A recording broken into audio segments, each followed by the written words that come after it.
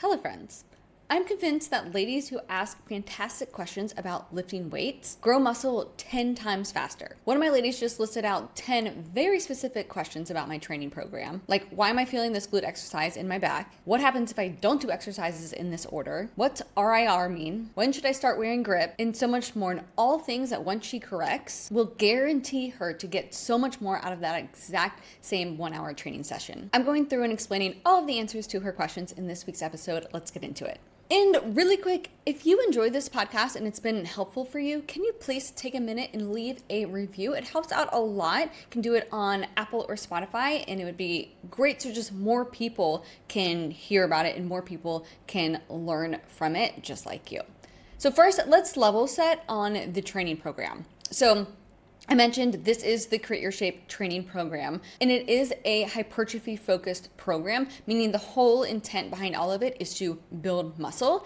And specifically, it focuses on glutes and shoulders, very like bikini shape, but also a secondary emphasis on back and legs. But we hit full body, but that's kind of like the emphasis. It is, I would say, intermediate to advanced. It's definitely not designed for like if you first started lifting weights, but it could range from somebody who is, has been lifting to some capacity for, maybe in classes or something like that and wants to focus really on muscle growth now.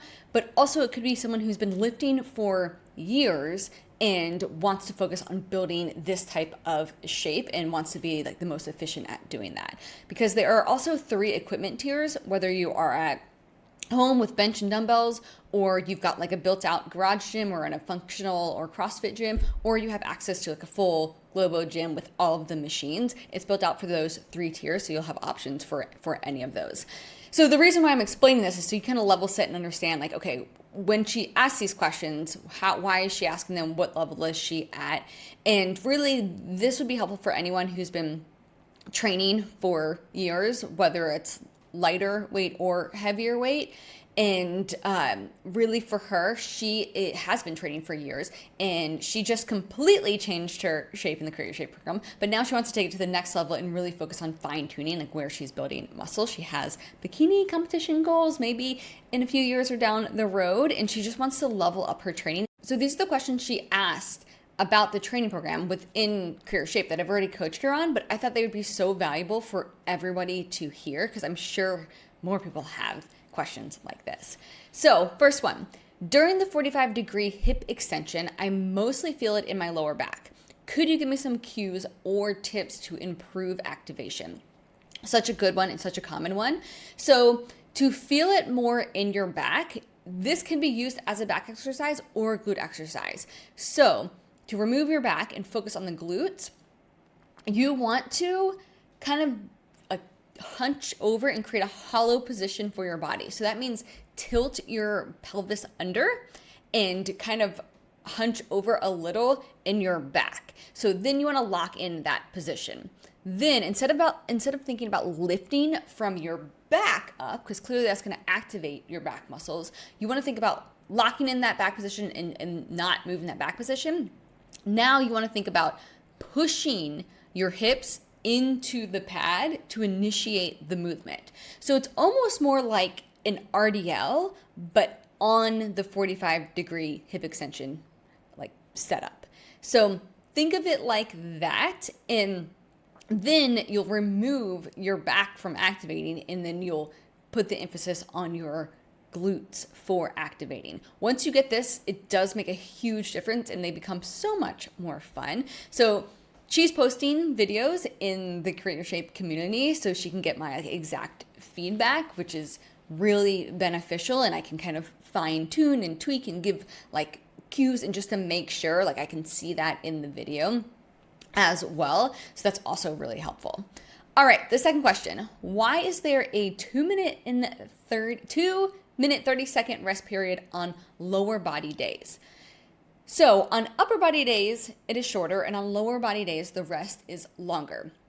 Really, that is simply because your lower body is a bigger muscle group, and it just requires more like rest and recovery in between sets.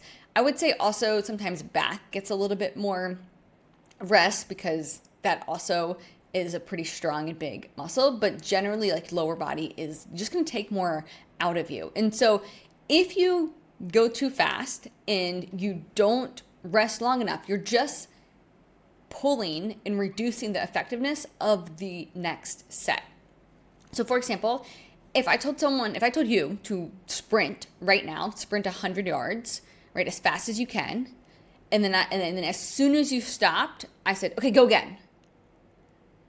Versus as soon as you stopped, I said, okay, wait 2 minutes and 30 seconds and then go again. Which one do you think would be faster the next time if you waited, right? So the rest period serves that same purpose of letting that muscle get to, like, for lack of a better term, like getting back to capacity, so that way it can go again to push that muscle again, to create that stimulus to build that muscle, since that is the whole goal. Good question there. All right, number 3. What is the purpose of sprint cardio on day 3? So the training program, the way it's listed out or mapped out, is it is 4 days of strength training, 1 day zone 2 cardio, which is optional. You can trade out for other things, but recommended. And then on the upper body day, there is sprints at the end of the upper body day.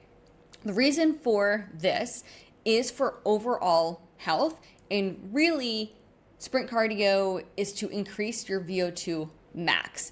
And so this is the type of like cardio that's beneficial to like increase your aerobic capacity and the efficiency of your heart, which yes, is great for overall health and longevity and all of that. But also it is beneficial for leg days, for example, because once you're lifting heavy enough, doing a set of 10 will feel like cardio and it will be exhausting and you'll get really out of breath.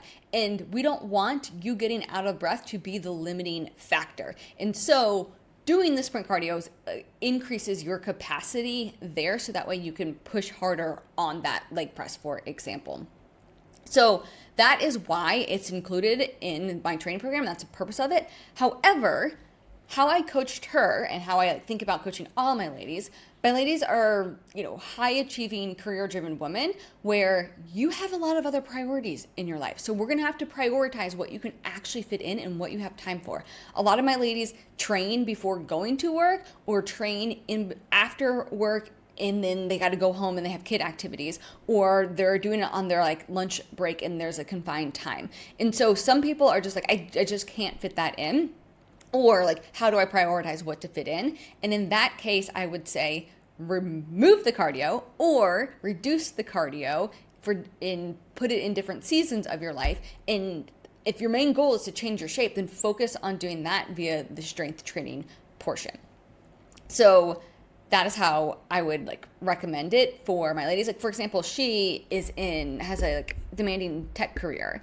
And so depends on, just how much time you have, really. All right. Next up, what does RIR mean? So that means reps in reserve. So reps in reserve means how many reps do you have left in reserve until your muscle fails.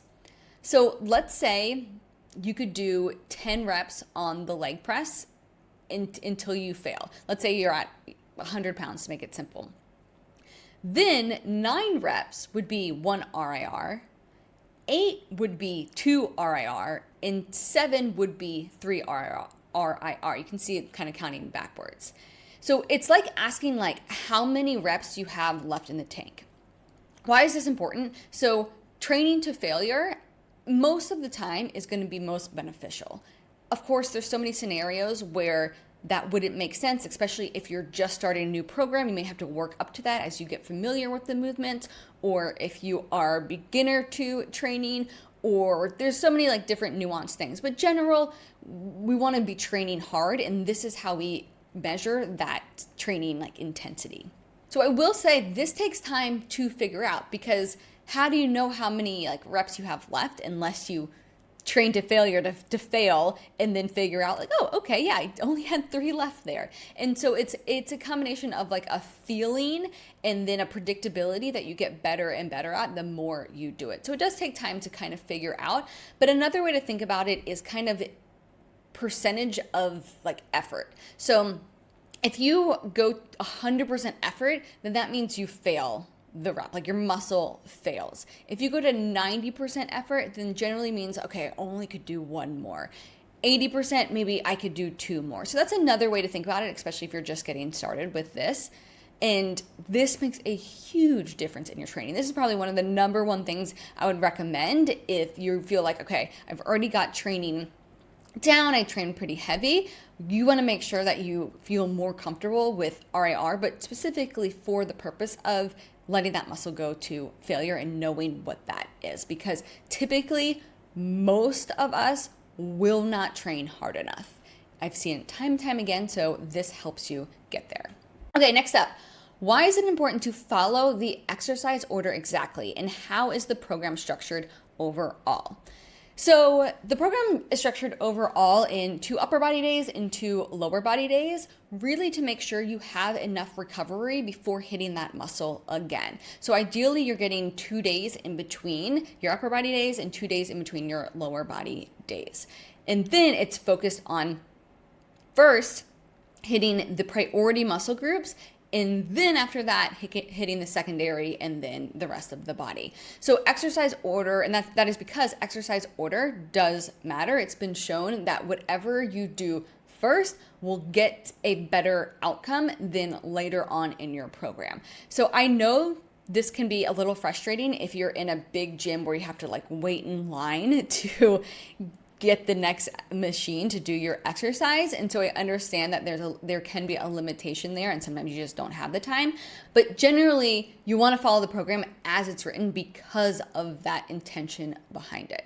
In addition to that, though, not only will you get the most out of it if it's first, but then you also have to consider like your recovering capacity for the following exercises. So let's say an exercise is really taxing on your like central nervous system. Maybe that gets put first, or maybe gets put after it, depending on like what, or later on in the program, depending on what's more important there.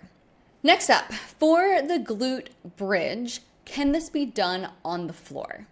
So my answer to this is no, it's not recommended to do on the floor, because if your back's on the floor and then your feet are on the ground and then you have a barbell on your hips, the plates that are on the barbell are going to be too big that you're not going to be able to complete the full range of motion to get the most out of the exercise. So it kind of wouldn't be like meaningful to do it that way at all. Now I know some people are thinking, oh, but they have the mini barbells that already have the weights attached to it that are small, but those just aren't going to be heavy enough. Like if you think about growing your glutes, like most females are going to be able to do well over 100 pounds. That's going to like create the stimulus to grow more. And so doing that isn't really a solution either. So it's best to use a bench or a machine if you have one, or something that's propped up that kind of is level to your knees. So that way you can be in a flat position and have enough space to go all the way down and all the way up with the barbell.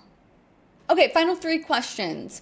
Do shoes make a difference for training? I have flat feet and was wondering if Converse are appropriate. So this is a really good question, and I actually think this is one that is so nuanced and specific that really I would focus on everything else first before then kind of overanalyzing like the shoes.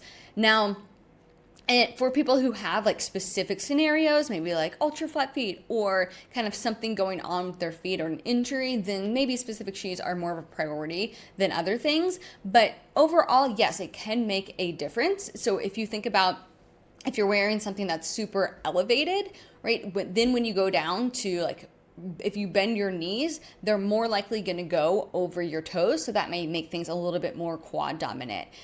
Versus if a shoe is flat, then it may make it easier to make it a little bit more hip or like glute dominant. So I would say that's like kind of the main things when you're thinking about lower body exercises of how that may shift things. However, you can also, I think, easily adjust that with your positioning. So I don't find it to be like that huge of a deal. I wear Vans. I know people ask me about that. I love Vans. A lot of the times I also have Nikes that have a bit of a platform. And so I really don't notice a huge difference. But if I really wanted to like really, really, really be nuanced and could be fine tuned on that, then sure, there's probably a difference, especially if you get into maybe like Olympic lifting or power lifting or kind of more sports and performance where you've got to like, you're moving much more dynamically, then yeah, that probably plays a bigger role. Like in Olympic lifting, they may set you up with like your shoes may be elevated in the back to put you in a better position for the bottom squat position to give you more range. There's a handful of different reasons. However, going back to the purpose of this training program of building muscle, you're not as much focused on that. And so what I would suggest doing is testing different ones and seeing how it feels for you, seeing if you notice a difference, seeing what you like more. Next up is one of my favorite questions. I have Versa grips. Should I be using them? Yes. And if you feel like the limiting factor of you lifting more weights is because you cannot hold on to the weights with your hands and it feels kind of like annoying, then yes, this is the perfect time to add in weights. And it's actually a really good sign. It means you're lifting heavy enough that you're lifting way beyond your grip capacity, and you can then lift heavier to really work the muscle we're trying to work. So generally these are going to be great for back days because your back is strong and you're going to have to grip in pull or row, or leg days when you're holding on and doing like mini hamstring or glute exercises like RDLs or Bulgarian split squats with the dumbbell, that you're holding the weights in your hand and you're lowering. It can be annoying to be like, oh my gosh, I'm squeezing so hard that I can't even focus on my glute or my hamstring. So it's a great sign to, definitely use the grips. Highly recommend it. And I think within like a week, you'll see so much improvement on how much you can lift. So love that. In the last question, one of the best for last, do you have any tips on how to film workouts at the gym without feeling awkward or being in the way of others? This is so good, and I'm so glad she's asking this, because recording yourself and reviewing it, just like football players review their play to know what to improve next time, like how fast things are going, how fast things are moving, like the subtle different like details that could be adjusted to make improvements, makes it so much easier to make progress, makes it so much easier to make improvements to make progress. So I love this question. I think everyone should be filming themselves because of that reason. And I understand that it feels uncomfortable and it's not fun. And I think one of the main reasons is because the two main thoughts. One, it's people are going to think I'm trying to be an influencer, and that's just embarrassing. And so I get it. I have that same feeling, like still it is uncomfortable. Or the other thought is they think that I think I'm all that and I'm like an elite athlete, and they think I'm so good that I need to like film myself. And so I would kind of question those thoughts and kind of shift those to be like, no, I hired someone, or I've been paying for a program, and I want to make sure I'm getting the benefit of it. And I'm an athlete that needs to progress, so I either need to send it to my coach, or like in my program, we need to like post it in our community so I can get the feedback, or I need to sit and review it myself so I can improve because I'm serious about this. So I would change your mindset to that, because that's really the point of it. It's not just to like think you're like hot shit or to like just be an influencer, which also, hell yeah, post it on Instagram or whatever platform, because that is what inspires other people to be like, oh, she lifted that much, or just to get informed on like, oh wow, she looks like that because she lifts like this, or oh wow, she's strong and I can see in other areas of her life. So it really is like influencing others in a positive way, but that's also not the point generally of why you're doing it. And so it can be awkward, but here are my suggestions. I think the easiest way to do it is honestly to just ask somebody to film you. And so whether it's like your hubby or your gym friend or, some like your training partner, just say, hey, can you film this set? That makes it easier because it's like all on them to make sure they're not in the way. The other thing that you can do is set up your phone on your water bottle on a like nearby machine. That's generally a good way to do it. Or setting up a tripod. And so you can get smaller tripods on Amazon and they're like $10. And so setting that up is generally going to be the easiest because then you can just prop it up and leave it and not have to figure that out every time. The other thing is trying to shoot from like a 45-degree angle because that way you can get kind of the side in the back and then you can really review it well. Now, once you figure out where to set it up on one machine, then you'll know it every single time. So maybe every time you go to the gym, you're like, okay, one exercise today, I'm going to figure out how to set up my phone. And then you can just repeat it every time. And then it just gets easier and easier. But it is uncomfortable, right? So even all the people you see like on Instagram who film themselves, they went through that uncomfortable phase until they just changed their mindset or they've done it enough where they feel like it's a skill that they do. But I totally get it. It is uncomfortable at first, but changing that like mindset to like, no, I'm an athlete and I take this seriously and I want to improve. So don't let that be the reason that you don't improve because maybe you're holding back and kind of afraid to take up space, and just also know it's very normal at the same time. And so with that, those were her main questions. Fantastic questions. She's made so much progress already, and then just getting the answers to all this that she can then implement and continue to get feedback and review. She's going to make so much more progress just in the next couple of weeks with her training, which is amazing. So nice work, and then nice work to you guys for getting all of these answers too. And I'll see you next week on the Create Your Shape podcast.